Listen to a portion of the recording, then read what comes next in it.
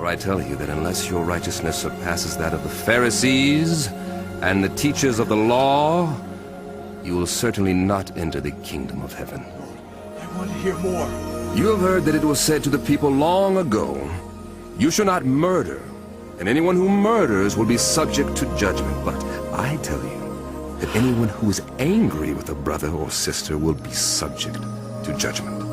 Again, anyone who says to a brother or sister, "Raka," is answerable to the Sanhedrin, and anyone who says, "You fool," will be in danger of the fire of hell. Yes, yes. Therefore, if you are offering your gift at the altar, and there remember that your brother or sister has something against you, leave your gift there in front of the altar.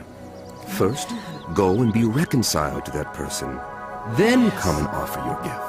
Settle matters quickly with your adversary who is taking you to court.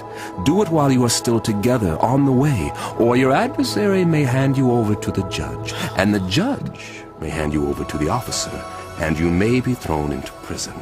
Truly, I tell you, you will not get out until you have paid the last penny.